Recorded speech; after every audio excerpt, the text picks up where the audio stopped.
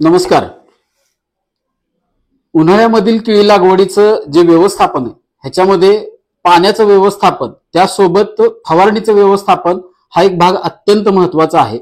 आणि या संदर्भात ज्या शेतकऱ्यांनी उन्हाळ्यातली पूर्ण लागवड केली असेल आणि तिथपासूनचे साधारणतः 90 दिवस हे अत्यंत महत्त्वाचे असतात आणि फवारणीचं जे काही व्यवस्थापन आहे केळीच्या रोपांवरती, तर ह्या सगळ्या फवारणीच्या व्यवस्थापनाचं मार्गदर्शन जे आहे ते आंतरराष्ट्रीय कीर्तीचे कृषी तज्ज्ञ डॉक्टर सतीश रहाळकर हे आपल्याला आता करणार आहेत.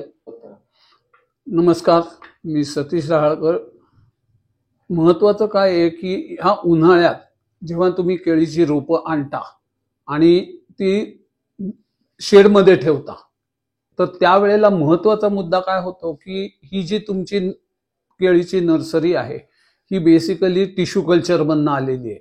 त्यामुळे त्याला झाडाला फ्रूट ना, कारण ते त्यावेळेला असतात त्यांच्या मीडियामध्ये, आणि जेव्हा आपण ते जमिनीत लावतो त्यावेळे ती रूट ऍक्टिव्ह व्हायला 2-4 दिवस जातात.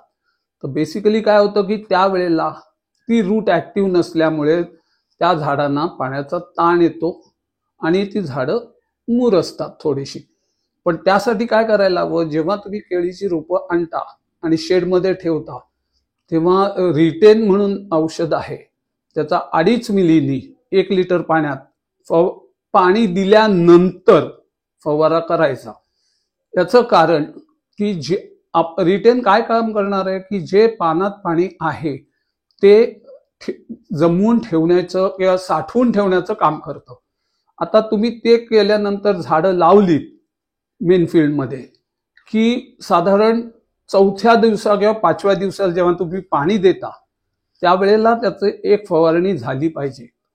आणि ह्याची साधारण 8 ते 10 दिवसाच्या अंतराने 90 दिवसापर्यंत, कारण का त्यावेळेला झाडाची ग्रोथ होत असते.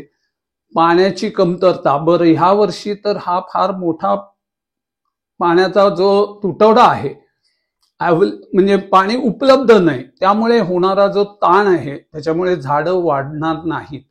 त्यासाठी ह्याची फवारणी 8 ते 10 दिवसांनी करून तुम्ही पाणी नियोजन करू शकाल. ज्या योगे झाडात पाणी असेल तर ग्रोथ होऊ शकते चांगली, आणि ग्रोथ झाली तर तुम्हाला जे पुढे जाऊन झाड चांगलं व्हायला हवंय त्याला मदत केली जाते.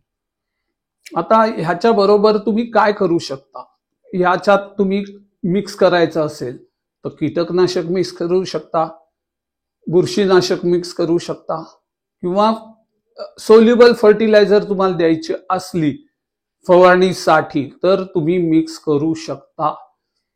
आणि ह्याचं काम काय आहे की जेव्हा तुम्ही पाणी देता आणि पानात पाणी असतं ते सांभाळलं जातं. कसं सांभाळलं जातं, तर पानात जी छिद्र आहेत त्याला हे जे औषध आहे ते रेग्युलेट करतं, म्हणजे छिद्रातनं पाणी जास्ती बाहेर जाणार नाही जरी उन्हाचा ताप असला तरी, की ज्या योगे झाडात पाणी राहील पण ब्लॉक पूर्ण बंद नाही होणार. काही प्रॉडक्ट असतात की ज्याच्यामुळे ते बंद होतं, तसं हे होत नाही. हे काय करतं, त्याला कंट्रोल करतं किंवा नियोजन करतं, म्हणजे जास्ती वेळ उघडणं की ज्या योगे पाणी बाहेर जातं ते होणार नाही.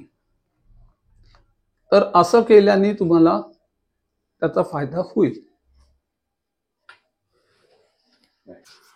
तर हे होते आंतरराष्ट्रीय कीर्तीचे कृषी तज्ज्ञ डॉक्टर सतीश रहाळकर. आणि शेतकऱ्याच्या भाषेत जर सांगायचं झालं तर ज्या पद्धतीनं आपल्याला जुलाब उलट्या लागल्यानंतर आपल्या शरीरातलं पाणी जसं कमी होतं, तसं उन्हाळ्यामध्ये नवीन लागवड जी केलेली आहे तिथपासून 90 दिवसापर्यंत उन्हाळ्याच्या जो महिने आहेत तर यामध्ये रोपामधलं पाणी कमी होतं, त्याला आपण डिहायड्रेशन म्हणू. आणि त्यामुळं रोपांची मर होणं, पानं करपणं, परत त्यानंतर वाढ कमी होणं, अशा असंख्य अडचणींना तोंड द्यावं लागतं शेतकऱ्यांना. तर त्यासाठी फक्त खताचं आणि पाण्याचंच व्यवस्थापन नाही तर फवारणीचं व्यवस्थापन हे रिटेनच्या माध्यमातून चांगल्या पद्धतीनं करता येईल. आणि ह्याचे प्रत्यक्ष अनुभव असंख्य शेतकऱ्यांनी पण घेतलेले आहेत. आणि तुम्हाला जर ही रिटेन उपलब्ध करून घ्यायचं असेल तर बनाना हाऊस हे ऑनलाईन स्टोअर आहे. तर महाराष्ट्रातल्या कोणत्याही जिल्ह्यामध्ये कोणत्याही तालुक्यामध्ये तुम्हाला ते उपलब्ध होईल. त्यासाठी तुम्ही बनाना हाऊसच्या ऑनलाईन स्टोअरशी संपर्क करा. जो स्क्रीनवर नंबर येतोय त्यावर तुम्ही कॉन्टॅक्ट करून इथून ते औषध उपलब्ध करू शकता. धन्यवाद.